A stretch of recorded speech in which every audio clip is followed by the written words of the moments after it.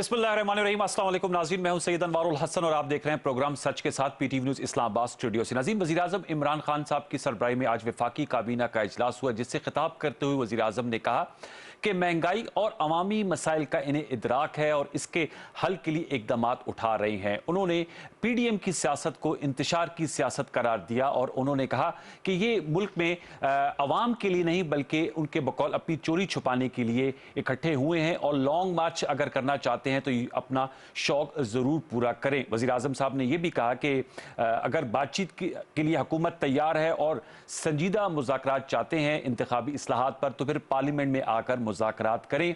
साथ में prime minister Imran Khan साहब ने अपने कैबिनेट कोलीग्स को यह भी कहा कि FBI ने चोरी छुपाने के लिए, चोरी रादर पकड़ने के लिए माज़रत के साथ एक निज़ाम मुतारिफ कराया था, ट्रैक एंड ट्रेस सिस्टम, लेकिन अब वो मामला सिंध हाई कोर्ट में स्टे की वजह से इल्तिवा का शिकार है। दीगर नुकात पर भी गुफ्तगू की, इस पर भी आज हम बात करेंगे। दूसरी जानिब व्यूअर्स, जैसे आपके इल्म है कि आज पाकिस्तान डेमोक्रेटिक मूवमेंट का अहम इजलास हुआ, जिसमें 26 मार्च को जो उन्होंने ऐलान किया लॉन्ग मार्च के हवाले से बातचीत हुई। ताहम जो बात बहुत ज़्यादा जिसकी बाज़गश्त सुनाई दे रही है कि पाकिस्तान पीपल्स पार्टी के चेयरमैन आसिफ अली जरदारी साहब ने आज नवाज शरीफ साहब से कहा कि वो वतन वापस तशरीफ लाएं और अगर हुकूमत के खिलाफ सबने नबर्द आजमा होना है तो उसके लिए सबको पाकिस्तान में आना होगा। साथ में उन्होंने कहा कि वो पहाड़ों पर नहीं बल्कि पार्लियामान में रहकर हुकूमत के खिलाफ जंग लड़ेंगे। आपके इल्म है कि पाकिस्तान पीपल्स पार्टी का ये मौक़िफ़ रहा है। पीडीएम में जो वाज़ेह दरारें हैं इस पर भी गुफ्तगू करेंगे। साथ में कोरोना वायरस की तीसरी लहर संगीन नौयत इख्तियार कर गई है और जो इन्फेक्शन रेट है वो बढ़कर 7.1 हो गया है। पिछले 24 घंटों में 2511 नए केसेस आए हैं।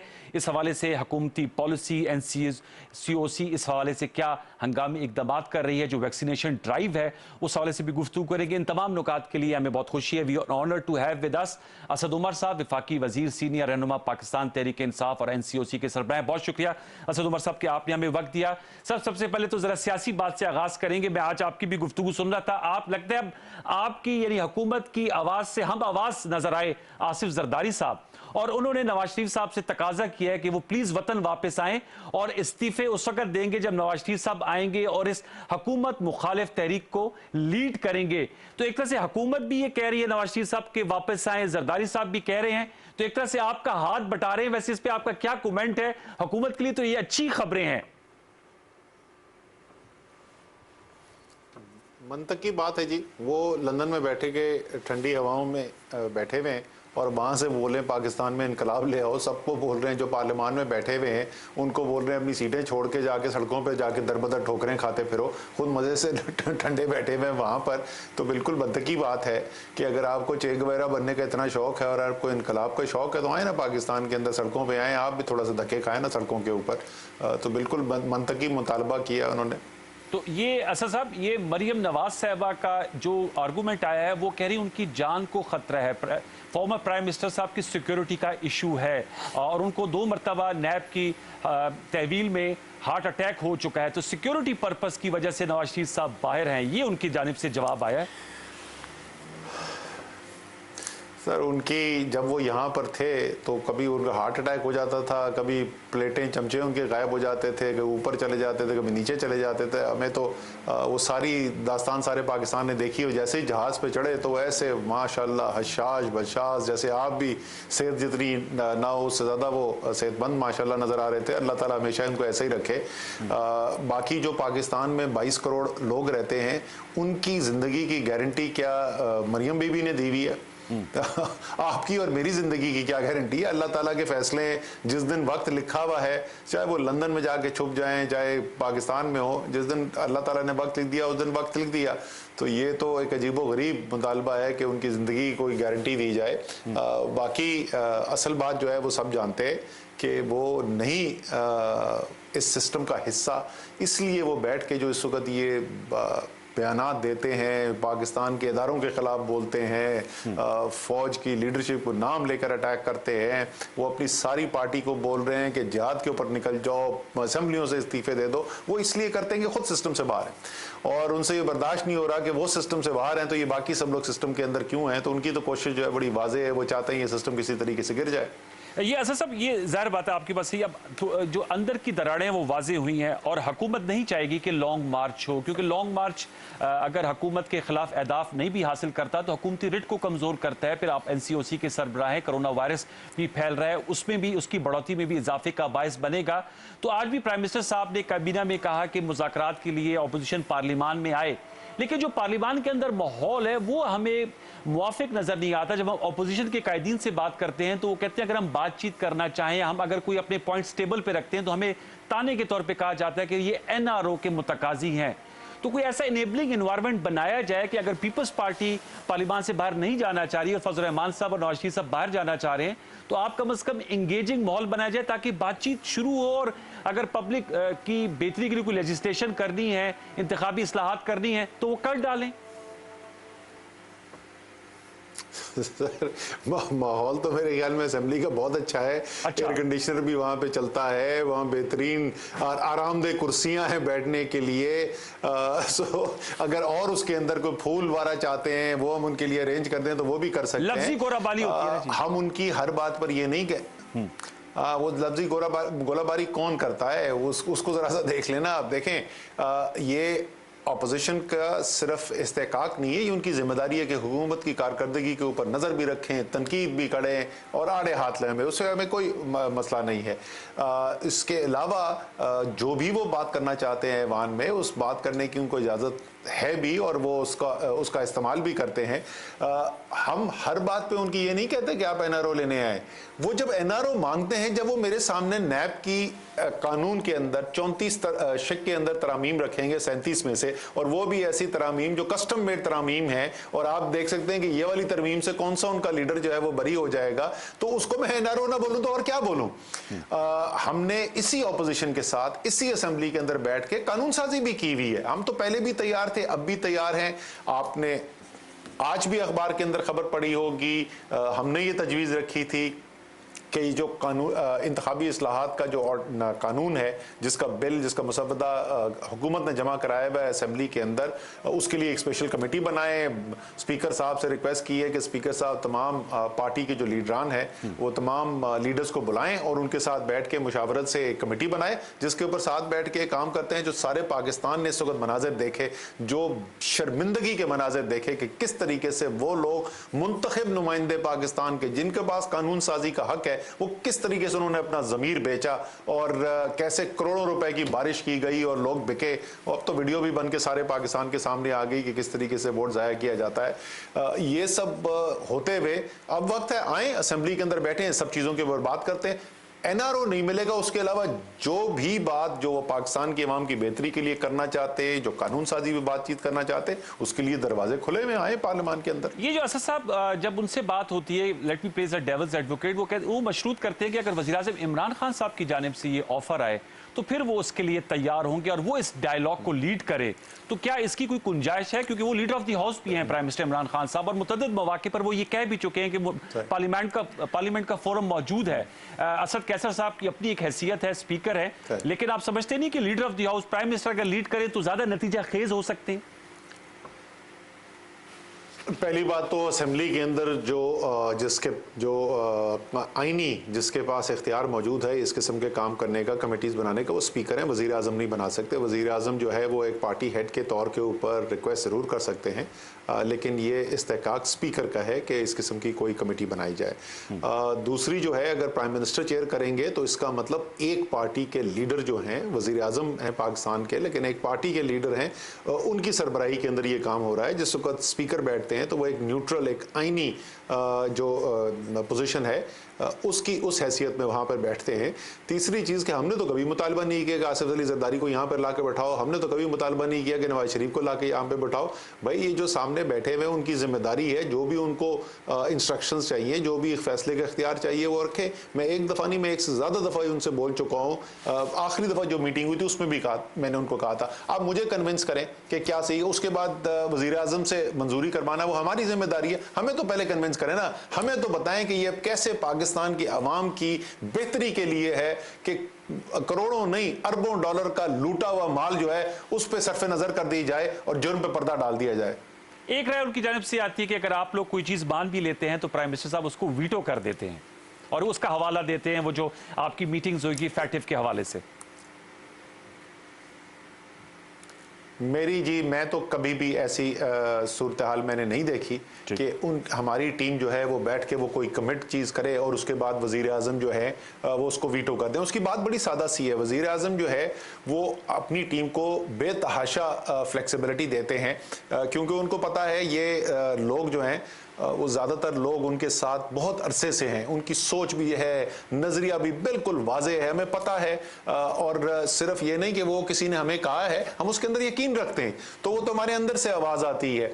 जहाँ पर एक लाइन ड्रॉन है, वाहिद चीज़ है जो अगर कोई कोशिश भी करे, अभी तक किसी ने कोशिश की नहीं और खुदा न खास्ता करे भी ना कोई ऐसी कोशिश, लेकिन अगर कोई ये कोशिश करेगा कि वज़ीर आज़म को कन्विंस कर दे कि एनआरओ दे दो, तो वो नहीं मानेंगे।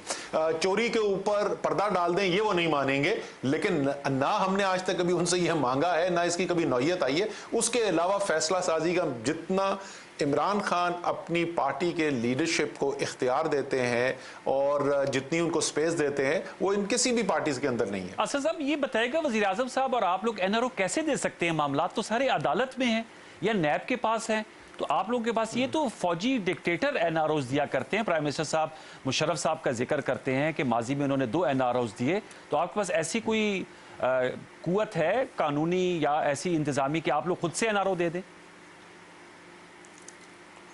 ये अनवार, ये वाली जो कहानी है ना उनकी पुरानी होगी, उनसे गलती ये हुई है। अच्छा वो साल 1.5 साल जो है वो मांगते तो हमसे एनआरओ थे, लेकिन वो टीवी पे जब आते थे तो यही कहते थे अभी जो आपने कहा है।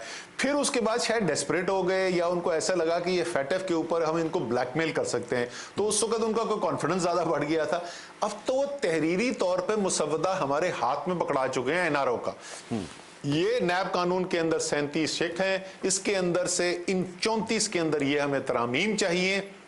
वो शहजाद अकबर ने बड़ा जबरदस्त काम किया था, उसने हर तरमीम जो थी उसको लिंक किया कि कौन सा इनका लीडर का कौन सी चोरी जो है उससे वो बरी होते हैं।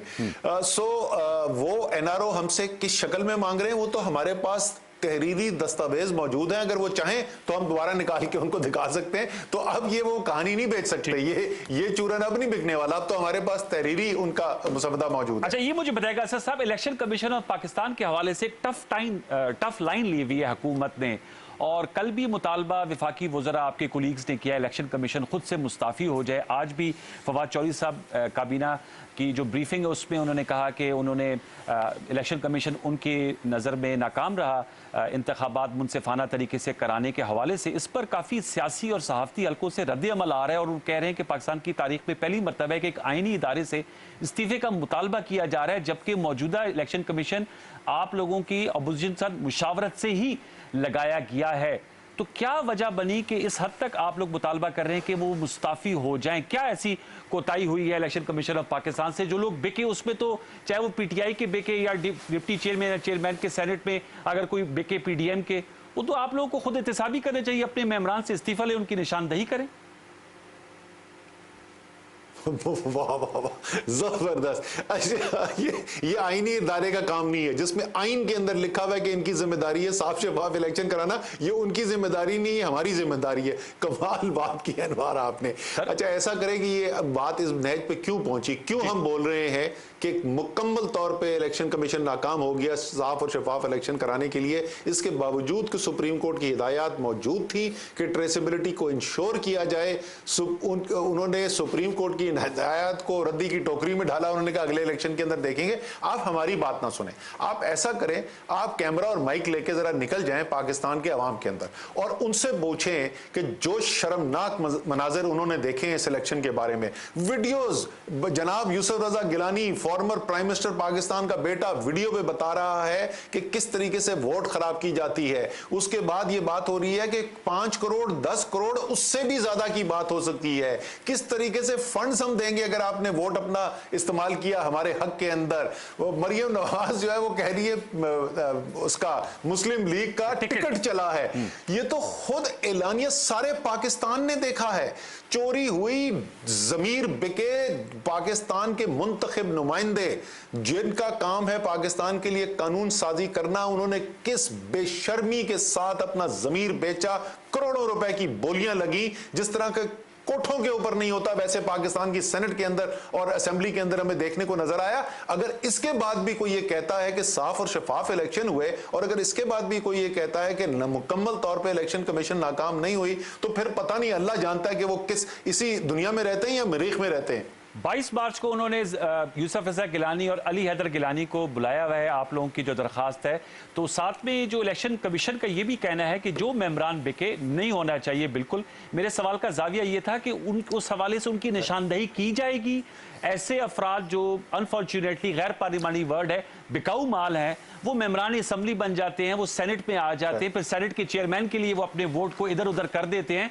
तो कुछ सियासी जमातों पे भी तो कांधों पर जिम्मेदारी आयद होती है कि उन लोगों की निशानदेही करें, नेमिंग और शेमिंग करें उनकी।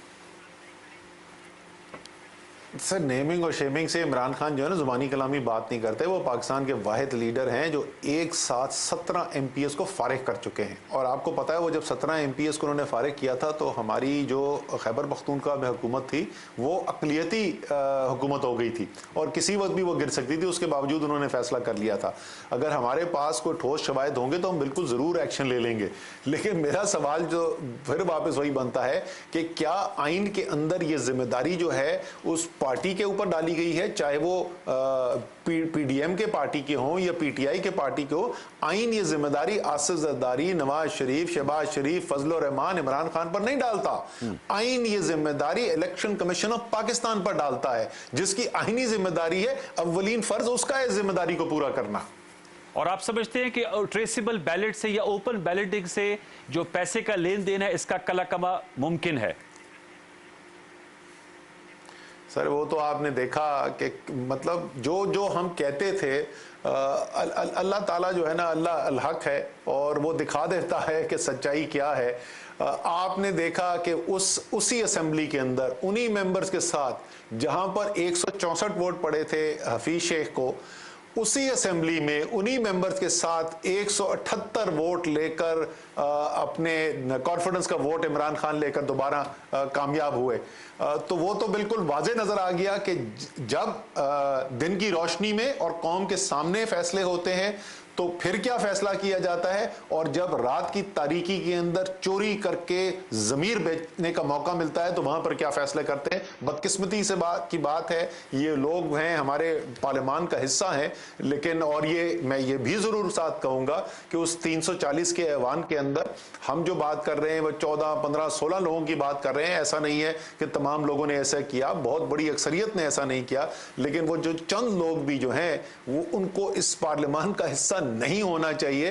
और ये जिम्मेदारी हमारे पर बनती है कि एक ऐसा निजाम बनाया जाए जिस निजाम के अंदर एक आदमी को भी ये मौका ना मिले कि वो रात की तारीकी के अंदर अपना जमीर बेच सके। और आप समझते हैं असद उमर साहब, चूंकि 7 का हिंसा बड़ा इसका पैरेलल ड्रॉ किया गया, वहां पर 7 वोट मुस्तरद हुए, कौमी असम्बली में हफीज शेख साहब को शिकस्त हुई, सेनेट में 8 वोट मुस्तरद हुए और यूसुफ रजा गिलानी को शिकस्त हुई, फिर 7 वोट जो है वो फिर मिर्जा अफरीदी साहब को पड़ गए।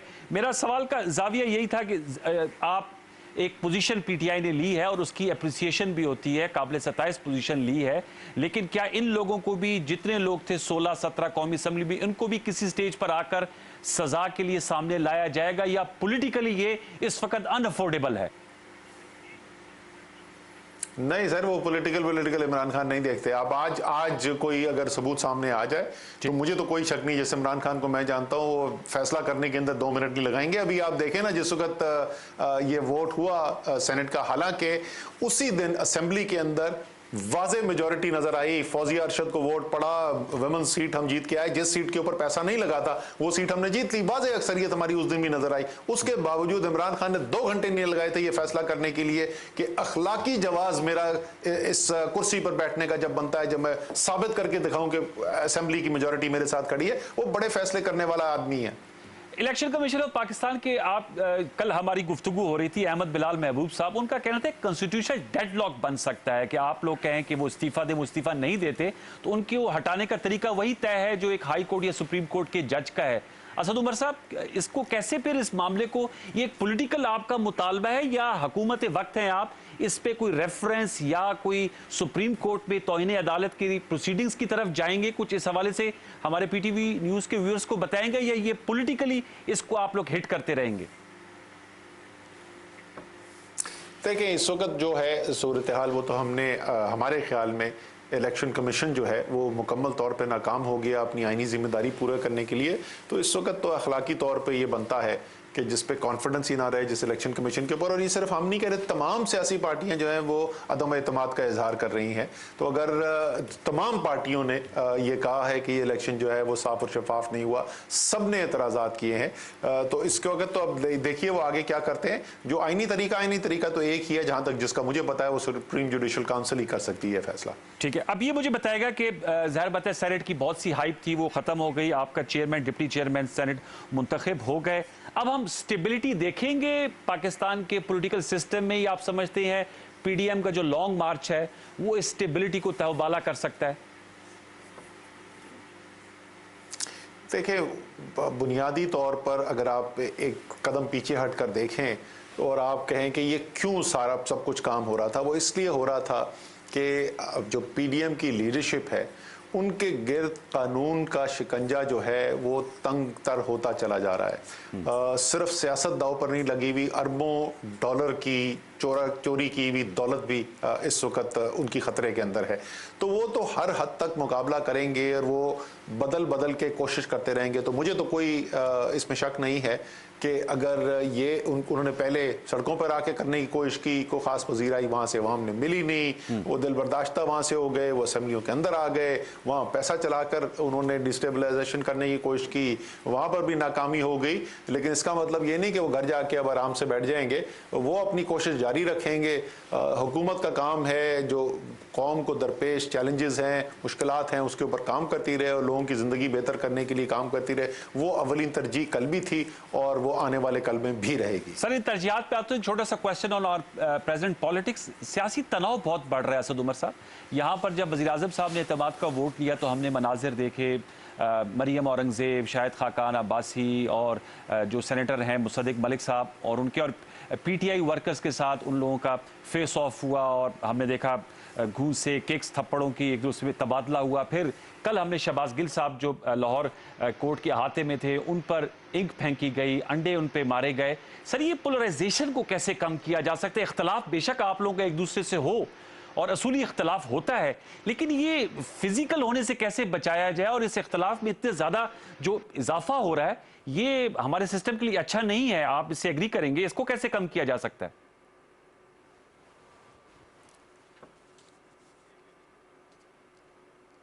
जी, एक छोटा सा वक्फा लेते हैं। सवाल मैं असद उमर साहब आपके लिए छोड़ के जा रहा हूं, दोबारा मैं आऊंगा, इस सवाल का जवाब भी आपसे लूंगा और जो हुकूमती तरजीहात हैं जैसे आपने कहा उस पर भी गुफ्तगू करेंगे, जिसका आज वज़ीर आज़म इमरान खान साहब अपनी कैबिनेट मीटिंग में तयन कर रहे थे। एक छोटा सा वक्फा, दोबारा लौट के आते।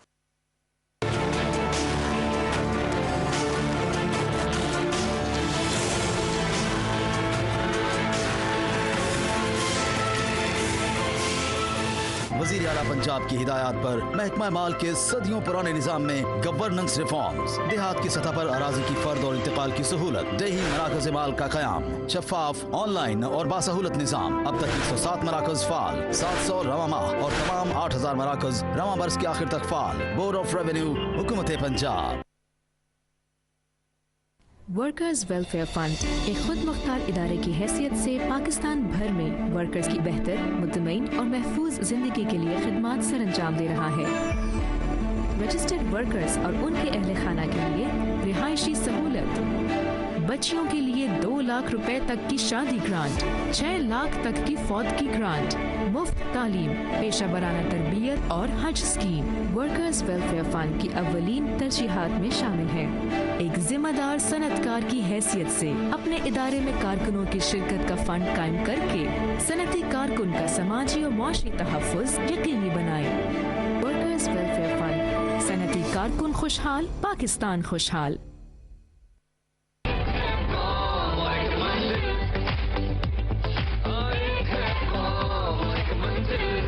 नामे वतन की कसम उठाकर परचम हम लहराते हैं। किसकी हिम्मत रास्ता रोके, हम खुद रास्ता बन जाते हैं। धड़कन धड़कन सब्ज ये दिल है, धड़कन धड़कन सब्ज ये दिल है। एक है कौम, एक मंजिल है।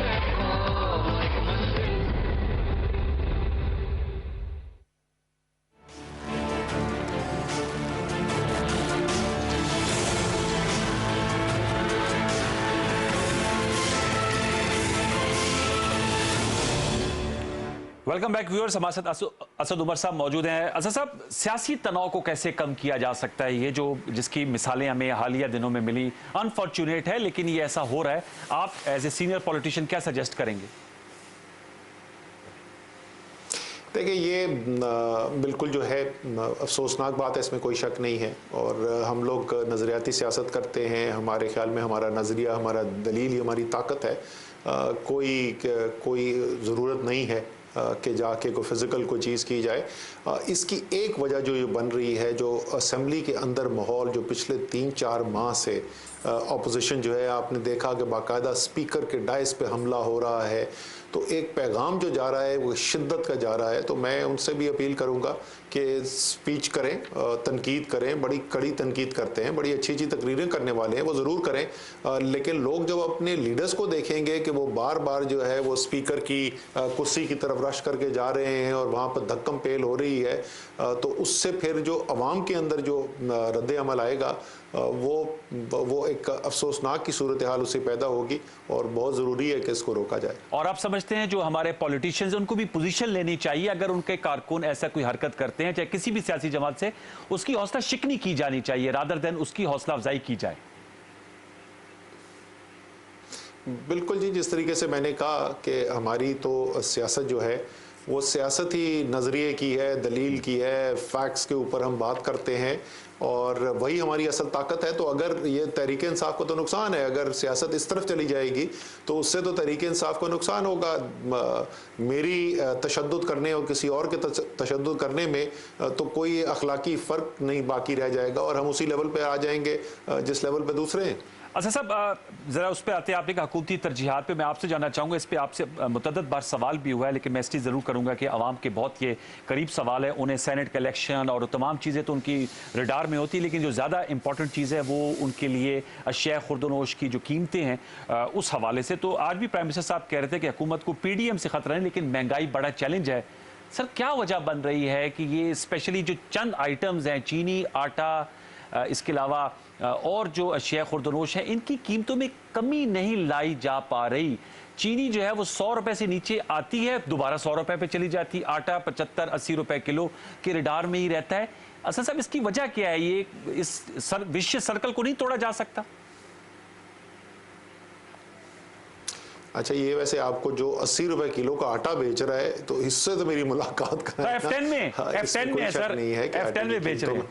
हाँ, ये मुझे पता था कि आप कोई जो है ना किसी अंग्रेजी बोलने वाले मम्मी डैडी इलाके की बात करेंगे, मेरे साथ चलें आपको इसे। लेकिन इसमें कोई देखे संजीदा बात है, जो महंगाई है वो बहुत बड़ा चैलेंज रहा है। उसकी एक से ज़्यादा वजह बनी है। उसकी पहले तो वजह ज़ाहिर ये है कि एक बहुत ही बड़ा खसारा था आपका, बैरूनी खसारा, और उसकी वजह से रुपया आपका दबाव के अंदर आया और रुपया गिरा। वो मिफ्ता इस्माइल जब थे फाइनेंस मिनिस्टर, उस वक्त भी गिरा। जो उस उसके बाद इंटरिम गवर्नमेंट आई, उसके अंदर भी गिरा, उसके बाद मेरे होते हुए भी गिरा और हफीज शेख के होते हुए भी गिरा। तो 4 मुख्तलिफ फाइनेंस मिनिस्टर्स के वक्त के अंदर ये रुपए की कदर के अंदर कमी आई, और वो क्योंकि बुनियादी जो कमज़ोरी पैदा हुई थी मईशत के अंदर 2013 से 2017 तक, उसने उसकी कीमत आपने अदा की और बड़ी भारी कीमत अदा की। लेकिन उसके बाद जो है एक और जो वजह बनी है, अगर आप देखें इस वक्त इंटरनेशनल जो इंडिसेस आ रहे हैं उसके अंदर भी जो ग्लोबल फूड प्राइसेस हैं उसके अंदर बड़ी इजाफा देखने में नज़र आया है, और वो भी एक इसकी वजह बनी है। मसलन अगर आप आटे की बात करें तो या गंदम की बात करें तो गंदम की कीमत पाकिस्तान में 2012-13 से लेकर 2018 तक जो है पाकिस्तान में कीमत ज़्यादा थी और आलमी कीमत कम होती थी और कदरें कम होती थी। अभी वो बदल गया है, पिछले चंद माह से कुछ साल से जो हुआ है, इंटरनेशनल प्राइस जो है बैनुल अक़वामी कीमत जो है वो पाकिस्तान की कीमत से बहुत ऊपर चली गई है, और अब पाकिस्तान इंपोर्ट भी कर रहा है, उससे असरअंदाज हो रहा है। लेकिन उससे कतई नज़र कि किस वजह से हो रहा है, वज़ीर आज़म ने अपनी जो टीम है, जो फाइनेंस की टीम है, अपनी इंडस्ट्री की, कॉमर्स की टीम है, उनको यही इस वक्त हिदायत हैं कि सबसे अव्वलीन तरजीह आपकी है कि जो भी किया जाए लेकिन महंगाई के ऊपर काबू पाया जाए, और ख़ास तौर पे वो चीज़ें जो अवाम के रोज़मर्रा इस्तेमाल की चीज़ें हैं उनके ऊपर जो है वो काबू पाना सबसे ज़्यादा ज़रूरी है। लेकिन सर वो चीनी पे भी आप लोगों की एक रिपोर्ट आई, फिर आटा के हवाले से भी प्राइम मिनिस्टर साहब ने कहा, उस पर एक शहजाद अकबर साहब ने कहा कि उस पर एक एक्शन भी लिया जाएगा। वो एक्शन अभी तक उसके नताइज सामने नहीं आए। ये जो कार्टेलाइजेशन है, चाहे वो कभी पेट्रोल के हवाले से हो जाती है, कभी चीनी के हवाले से हो जाती है, जो लोग ग्रुप बना लेते हैं जिनको माफियाज का नाम दिया जाता है, वो माफियाज कानून की गिरफ्त में हमें नजर नहीं आए जिससे कोई डेटरेंट इफेक्ट बने, और ये जो चीनी की कीमत एक सतह पे बरकरार रख लेते हैं वो ना रह सके, वो गिरफ्त में नजर नहीं आ रहे ऐसे माफियाज। ये दुरुस्त बात है आपकी कि अगर इनमें कुछ प्रोसिक्यूशन शुरू हो जाए तो उससे जो है ज़रूर इन लोगों की हौसला शिकनी होगी। जो चीनी की रिपोर्ट आई थी उसके बहुत सारे केसेस जो हैं वो तो बना के FIA वगैरह को भी हैंड ओवर किए गए थे, मुझे नहीं पता एग्जैक्टली उस वक्त क्या सूरत हाल है, बट ये आपकी बात दुरुस्त है कि अगर ये लोग जो हैं जिनकी निशानदेही भी की गई, जिनके ऊपर कार्रवाई भी की गई, अगर वो हम कामयाब हो जाते हैं उसको आखिरी हिस्से तक पहुँचाने के लिए, तो उससे यकीनन मुस्तकबिल के लिए कम से कम जो है वो हौसला शिकनी इनकी ज़रूर होगी। असद उमर साहब, आप आर्किटेक्ट हैं, जो मैनिफेस्टो है, और जब भी अपोजिशन वाले आते हैं वो कहते हैं असद उमर साहब ने कहा था, आपका इंतखाबी नारा जो बनाया था कि 1 करोड़ नौकरियां और 50 लाख घर। सर अब 2.5 साल का अरसा बीत गया है, आप समझते हैं जो अहदाफ आप लोगों ने मुकर्रर किए थे उसके हसूल में सही टाइम लाइन पे आप लोग चल रहे हैं? देखिए, एक तो उसकी जो टाइमिंग थी जाहिर है कि जिस वक्त हम आए, वो जो बहरान का मैंने जिक्र किया वो तो था ही था उसके अंदर कि एक बहुत बड़े पाकिस्तान की तारीख का सबसे बड़े बैरूनी खसारे के साथ आप डील कर रहे थे।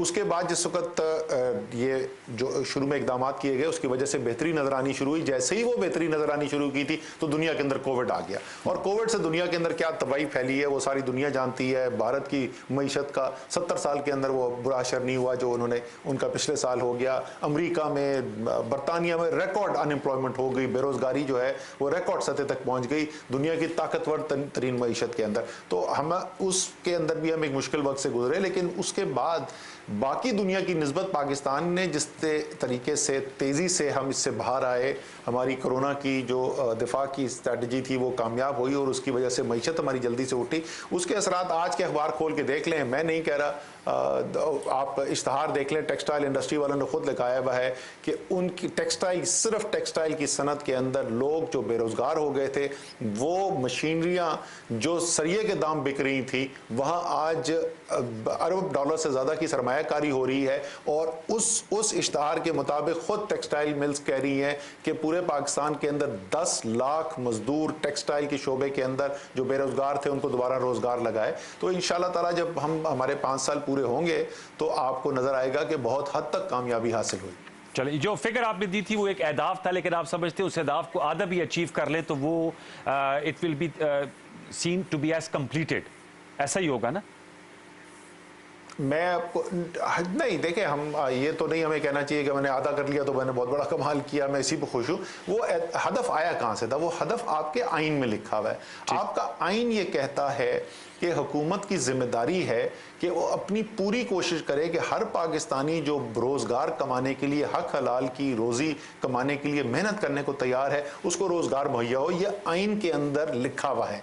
और पाकिस्तान में तखमीने के मुताबिक तकरीबन हर साल 20 लाख नए नौजवान जो हैं वो रोज़गार की तलाश के अंदर मार्केट में आते हैं। तो वो नंबर जो है 5 साल में 1 करोड़ का बनता है। तो वो एक आइनी जिम्मेदारी है और वो सिर्फ एक इलेक्शन स्लोगन नहीं है। उसको पूरा करने के लिए हुकूमत जो है वो इंशाअल्लाह ताला पूरी हद्दुल मकदूर कोशिश करेगी। असद उमर साहब, आज प्राइम मिनिस्टर साहब ने काबीना में कहा कि जब तक टैक्स सिस्टम नहीं होगा टैक्स चोरी नहीं रोक सकते। तो सर, ये सिंध हाई कोर्ट का स्टे अब आड़े है और इसके लिए प्राइम मिनिस्टर साहब को हम सुन भी रहे थे, उन्होंने फरूक नसीम साहब जो आपके वजीर कानून हैं, कैबिनेट कुलीग हैं, उनसे कहा कि वो, और अटॉर्नी जनरल से भी, और साथ में उन्होंने फिर शुगर सेक्टर का भी कहा, उन्होंने सिगरेट सेक्टर का भी कहा कि कितनी ज़्यादा वहाँ पर टैक्स चोरी होती है। आप समझते हैं कि ये बहुत अहम है? अगर ये हो जाए तो वो जो आप लोगों ने टैक्स महसूलात का भी एक अहदाफ रखा था कि 8,000 अरब रुपए आप लोग इकट्ठे कर लेंगे, वो फिर काबिल अमल हो सकता है सर?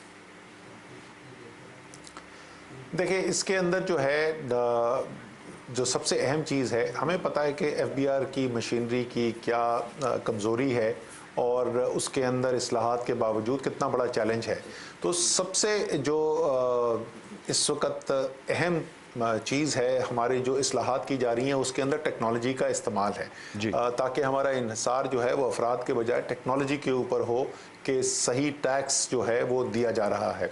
उसके लिए ये ट्रैक एंड ट्रेस सिस्टम जो है उसका एक बहुत अहम हिस्सा है और इससे जो है वो सेल्स टैक्स की, एक्साइज ड्यूटी की जो एवेजन होती है उस पर बहुत हद तक काबू पाया जा सकता है। और ये इतने बड़े ऑर्गेनाइज इंटरेस्ट है, ऐसी अरबों रुपए की इसके अंदर चोरी होती है, तो वो कोई ना कोई तरीका निकाल लेते हैं इसको रोकने का। और ये कई सालों से कोशिश की जा रही है और हर दफ़ा वो कोई ना कोई चीज़ आड़े आ जाती है। तो इस दफ़ा वज़ीर आज़म ने बड़ा ख़ुद ज़ाती तौर पे इंटरेस्ट लेके प्रेशर डाल के ये FBR से प्रोसेस करवाया था कि जल्द अज जल्द जो है, जो भी आपको एक शफाफ ओपन कंपटीशन के अंदर बेहतरीन आती मिल्क कंपनी आती है, उसकी बेहतरीन ऑफर है, उसको आप ट्रैक एंड ट्रेस का निज़ाम जल्द अज जल्द लगवाएं मुल्क के अंदर। उसके ऊपर अब स्टे ऑर्डर हो गया है। तो वज़ीर आज़म ने लॉ मिनिस्टर और अटॉर्नी जनरल से कहा है कि वो इसको परस्यू करें, ज़ाती तौर पे उसके अंदर इंटरेस्ट लें और कोशिश करें कि वो स्टे जो है वो वेकेट किया जाए ताकि ये निज़ाम आ सके जिससे वो टैक्स इकट्ठा किया जाए कि बजाय के पाकिस्तानियों के ऊपर, एक आम आदमियों के ऊपर बोझ डाला जाए, वो इन टेक्नोलॉजी के इस्तेमाल से जो जिनसे वाकई जिनका टैक्स बनता है वो ताकतवर लोग जो हैं उनसे टैक्स लिया जा सके। असद उमर साहब, क्या वजह है अदालतों में हुकूमती मौक़िफ़ की पज़ीराई नहीं मिलती? आपने बताया बड़े अरसे से ये काम हो रहा है, ज़ाहिर बात है अदालतें इंसाफ करती हैं, तो क्या हमारा कुछ जो निज़ाम है या अपना मौक़िफ़ सही तौर पर हमारे इदारे नहीं बता पाते जिसकी वजह से स्टे मिल जाता है और जो रिलीफ लोगों को मिल रहा हो वो रिलीफ नहीं मिल पाता? ये बिल्कुल आप सही कह रहे हैं। एक बहुत बड़ी वजह तो यही है कि इदारे के अपने लोग मिले पे होते हैं। ये जो माफियाज हैं वो माफियाज कामयाब होते ही इसलिए हैं कि इदारों के अंदर लोग खुद इनसे मिले होते हैं। इतना ज़्यादा पैसा है, इतना ज़्यादा हराम का पैसा इस मुल्क के अंदर, इस माशरे के अंदर फैल गया है कि वो बाकी तो आप छोड़ें कि क्या FBR तो क्या वापडा, अगर सेनेट के अंदर हमें वो हराम का पैसा चलता हुआ नज़र आ रहा है तो आप सोच सकते हैं कि क्या हालात आ गए हैं।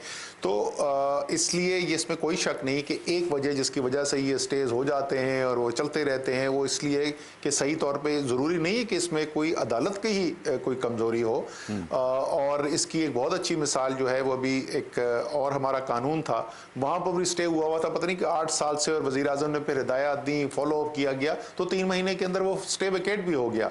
तो अगर सही तरीके से तंदही से काम किया जा सके तो इसी अदालती निज़ाम के अंदर रहते हुए ये हमें इंसाफ मिल भी सकता है। सर, टुवर्ड्स द एंड मैं ज़रा चाहूँगा आपकी मौजूदगी का फ़ायदा उठा के कोविड-19 की जो तीसरी लहर है इस पे ज़रूर बताइएगा, इसकी क्या वजह बनी कि इन्फेक्शन रेट भी इतना बढ़ गया? पहले बीच में फरवरी जनवरी में आया कि ड्रॉप हो रहा है और कोरोना जो है वो ख़त्म हो रहा है, उसका जोर टूट रहा है, और मार्च में हमने देखा कि दोबारा से स्पाइक आई है। इस्लामाबाद में 7+ इन्फेक्शन है, पंजाब में UK वेरिएंट आ गया है। असद उमर साहब, इसकी क्या वजह बनी? लोग रिलैक्स हो गए या पाबंदियां बहुत नरम कर दी गई जिसकी वजह से दोबारा से ये स्पाइक आई है? जी, उसका भी बिल्कुल इसके अंदर ज़रूर एक हिस्सा है कि लोगों के जहन में शायद कोरोना ख़त्म हो गया था, तो लोगों ने अपनी हिफाजती तदाबीर पर अमल करना ख़त्म कर दिया था। लेकिन इसकी जो बड़ी वजह बनी वो ये यूके वेरिएंट है। वो नया वेरिएंट जब आया पाकिस्तान में, और ये उन अज़ला में हमें पहले नज़र आया जहाँ से एक बड़ी तादाद में आबादी जो है वो यूके के अंदर पिछले एक दो नस्लों से अब वहाँ पर रह रही है, लेकिन उनके पाकिस्तान के साथ रिश्ता अभी भी बड़ा मजबूत है। लोग आते जाते रहते हैं, और उन्हीं अज़ला के अंदर हमें शुरू में नज़र आया पॉजिटिविटी बढ़ रही है। फिर मैंने कहा NIH को हमने हिदायत दी, उन्होंने जीनोम सीक्वेंसिंग की, और जीनोम सीक्वेंसिंग करने के बाद हमें पता चला कि यूके वेरिएंट जो है इन अज़ला में है। फिर हमने उसको बाकी इलाकों के अंदर किया, तो पंजाब के बेशतर इलाके, इस्लामाबाद और KP के कई इलाकों के अंदर जो है वो हमें यूके वेरिएंट अब डोमिनेंट नज़र आ रहा है। यानी 50% से ज़्यादा जो हमें केसेस नज़र आ रहे हैं वो यूके वेरिएंट के नज़र आ रहे हैं। ये बदकिस्मती से जो यूके वेरिएंट है वो ज़्यादा आसानी से फैलता है, ये वबा ज़्यादा तेज़ी से लगती है। आजकल अगर आपने देखा हो, आपके जानने वालों के साथ भी हुआ होगा, किसी घर के अंदर किसी एक को होता है तो पूरे घर को उसके बाद जल्द हो जाता है, क्योंकि ये बहुत आसानी से फैलता है। और बदकिस्मती से ये मोहलिक भी ज़्यादा है, तो ज़्यादा आसानी से फैल रहा है, मोहलिक भी ज़्यादा है, इसलिए ज़्यादा हिफाजती तदाबीर पर अमल करने की ज़रूरत है। और सर, हमारे यहाँ एक लोगों की नेचर भी है, आप चूँकि MNA, आप लोगों की नफ्स पे हाथ है आपका, खुद इरादी तौर पे या अगर आप कहें रज़ा के साथ जो है वो अमल दरामद नहीं करते, इन्फोर्समेंट मैकेनिज्म को ज़रा सख्तगीर बनाना होगा, तब जाकर लोग जो है अमल दरामद करते हैं। इस्लामाबाद में कहा गया है कि जी मास्क पहनना लाजमी है, लेकिन हम खुद देखते हैं कि यहाँ पर लोग जो हैं वो खुले बंदों जो है उसकी वो वायलेशन कर रहे हैं, और बास प्राइवेट स्कूल्स भी खुले में। असद उमर साहब, इसकी इन्फोर्समेंट को बड़ा सख्त करना पड़ेगा, तब जाके लोग इसको मानेंगे। जी, ये बिल्कुल, इसमें कोई शक नहीं कि इन्फोर्समेंट का जो हमारा जो बहुत मेहनत की हमारे इंतज़ामिया ने, और जब कोविड शुरू हुआ तो मार्च के महीने से लेकर अगले कई माह तक बहुत ज़बरदस्त इंतज़ामिया ने काम किया उसके इन्फोर्समेंट के ऊपर। जो हमारा हेल्थ का अमला है उन्होंने बहुत मेहनत की, लेकिन वो आहिस्ता आहिस्ता वो भी शायद जो दूसरी तरफ उनकी तवज्जो बढ़ गई थी। लेकिन पिछले हफ्ते से हमने दोबारा से ये क्रैकडाउन के लिए ऑर्डर किया है। अभी आपने देखा है कि इस्लामाबाद के अंदर कई आपको सब सेक्टर, पूरे सब सेक्टर सील होते हुए उनके फैसला आपके सामने आया होगा। इंडोर डाइनिंग के ऊपर जो वायलेशन हो रही थी उनको क्रैकडाउन किया है, शादियों के ऊपर जो वायलेशन हो रही थी उनको क्रैकडाउन किया है। और ये सब इसलिए नहीं कर रहे कि हमें इससे को खुशी होती है, ये आपकी ही, ये लोगों की हिफाजत के लिए ही किया जा रहा है। Sir, towards the end vaccination drive आपने शुरू की है, लोगों की एक राय है कि स्लो है, आप समझते इसकी रफ्तार ठीक है जो वैक्सीनेशन ड्राइव है? वैसे आज मैं इस्लामाबाद गया अपनी वालदा को लगवाने के लिए वैक्सीन, तो मामला स्ट्रीमलाइन बेहतर अंदाज में हुआ है। जो पहले दिन 10 मार्च से अब हालात बेहतर हैं, लेकिन जिसकी रफ्तार है असद उमर साहब, वो ठीक है या स्लो है? ये बढ़ती चली जाएगी जी। ऐसे ही होता है जहाँ जब भी वैक्सीन या कोई भी बड़ा इतना बड़ा ऑपरेशन आप सोचे पूरे पाकिस्तान के अंदर ये किया जा रहा है, तो शुरू में जैसे आपने कहा इस्लामाबाद के अंदर पहले दिन जो लोग गए उनको शिकायत भी आई, और आहिस्ता आहिस्ता वो स्ट्रीमलाइन भी हो गया, काउंटर भी बढ़ गए, और आपको नंबर्स जो हैं उनके अंदर भी इजाफा होता हुआ नज़र आ रहा है। हमारे जो सीनियर सिटीजन्स थे उनकी वैक्सीनेशन जब शुरू हुई तो शुरू में पहले दिन 4-5 हज़ार के करीब हो रहे थे, कल 17,000 से ज़्यादा हुए थे। आज मुझे मोस्ट प्रॉब्ली आज उससे भी बड़ी तादाद में हुए होंगे, कल उससे भी ज़्यादा होंगे। तो आहिस्ता आहिस्ता ये नंबर बढ़ता चला जाएगा और काफ़ी तेज़ी से बढ़ रहा है। क्या जिस लेवल पे अभी हैं मैं वहाँ पर मुतमईन हूँ? बिल्कुल भी नहीं। अभी इसको हमें इससे और बहुत ज़्यादा अभी तेज़ी इसके अंदर लाने की ज़रूरत है। कुछ शुरू में लोग जो हैं वो भी रजिस्टर बहुत कम कर रहे थे, जो रजिस्टर कर रहे थे वो भी आने से पहले सोच रहे थे। जैसे जैसे ज़्यादा लोगों को लगती चली जा रही है, तकरीबन 3.5 लाख लोगों को लग चुकी है, और लोग देख रहे हैं कि कोई अल्हम्दुलिल्लाह ऐसे उनको कोई साइड इफ़ेक्ट्स नहीं हो रहे जो ख़तरनाक हो, तो अब लोगों में हौसला आता जा रहा है और ज़्यादा से ज़्यादा लोग अब आगे आ रहे हैं वैक्सीनेशन करवाने के लिए। सर, ये चाइना से ही वैक्सीन आएगी या आपने जो ब्रीफिंग दी थी तो उसमें एस्ट्राजेनेका और फाइजर की भी बात हुई? खैर, एस्ट्राजेनेका तो EU ने गालिबन बैन कर रहे, उससे ब्लड क्लॉटिंग होती है, लेकिन वो वाली जो अरेंजमेंट है वो वैक्सीन भी आएंगी या चाइना से ही तमाम वैक्सीन आएंगी? अरे नहीं भाई, खुदा का वास्ता लोगों को और नहीं डराओ यार, कोई बैन नहीं करा। वर्ल्ड हेल्थ ऑर्गेनाइजेशन ने बाकायदा स्टेटमेंट दी है, उन्होंने कहा है बिल्कुल एस्ट्राजेनेका जो है वो सेफ है इस्तेमाल करने के लिए। 2-3 ममालिक ने यूरोप के अंदर, 2 या 3 ममालिक है, ऐसा नहीं EU ने पूरे नहीं किया, उन्होंने कुछ दिन के लिए रोक दिया था। कोई ब्लड क्लॉटिंग के केसेस आए थे उनके, जिसको वो इन्वेस्टिगेट करना चाहते थे आगे बढ़ने से पहले, लेकिन उसके बाद वजाहती स्टेटमेंट वर्ल्ड हेल्थ ऑर्गेनाइजेशन की आ गई है कि बिल्कुल सेफ है। देखिए, हम जो प्रोक्योर कर रहे हैं, जो हम खरीद रहे हैं, वो चाइनीज़ ही वैक्सीन है। एक से ज़्यादा चाइनीज़ वैक्सीन है, 2 मुख्तलिफ चाइनीज़ वैक्सीन है जिनको हम खरीद रहे हैं। जो global alliance for vaccination Gavi की तरफ से जो बड़े पैमाने के ऊपर ख़रीदारी की गई है, जिसका हिस्सा हम बने थे जून या जुलाई के शुरू में 2020 में, पिछले साल, और पाकिस्तान पहले मुल्कों में से था जिन्होंने, जो सिग्नेटरी बने इनके, उनके ज़रिए जो आ रही हैं वो एस्ट्राजेनेका आएगी। सर, लास्ट में सूबों को इजाजत है खुद से इंपोर्ट कर सकते हैं, क्योंकि मुर्तजा वहाब साहब का फिर ट्वीट आया था, अलाउ है एक दफा फिर, आपने पहले भी कहा था, और यार एक दफा फिर कह दें अगर इसको कि they are allowed to import their own vaccines. खुदा उनसे अल्लाह ताला उनको कोई हिदायत दे, वो किसी चीज़ पे सियासत छोड़ते ही नहीं है। वो पहले दिन से उन्होंने, आगे पीछे तो कोई कंट्रीब्यूशन कोई थी नहीं उनकी, वो सिर्फ कंट्रीब्यूशन ये करते हैं कि वो सियासी बयान दे दे के पाकिस्तान के कौम को परेशान करते रहते हैं। चले, पहले दिन से खुली हुई है, जो मर्जी मंगवाना चाहता है मंगवाए, बशमूल हुकूमत के। और मैं याद दिला दूं, 18वीं तरमीम के बाद ये जिम्मेदारी सूबों की है, ये वफाक की नहीं है। वफाक जो है ये सारी जिम्मेदारी अपने कंधों पे आईनी जिम्मेदारी से बढ़ के कर रहा है, क्योंकि हम नहीं छोड़ना चाहते सिर्फ सूबों के ऊपर हो, वरना ये आइन के मुताबिक सूबों की जिम्मेदारी है। तो खुदा का वास्ता अपनी जिम्मेदारी पूरी करें और मंगवाएं, और सारे सिंध को जो है वो वैक्सीन करवाएं। बहुत बहुत शुक्रिया असद उमर साहब, वफाकी वजीर बराए मनसूबाबंदी और NCOC के सरबराह से गुफ्तगू करते हुए। व्यूअर्स, बहुत से नुकात हमने उठाए सियासी और इंतखाबी इस्लाहात कारकर्दगी के हवाले से। इसके साथ साथ जो कोविड-19 है, आप इस पर फीडबैक अपनी जरूर दीजिएगा फेसबुक और ट्विटर पर। कल तक के लिए सैयद अनवारुल हसन और सच के साथ की प्रोडक्शन टीम को इजाजत दीजिए। अपना बहुत सा ख्याल रखिए। अल्लाह ने के बाद।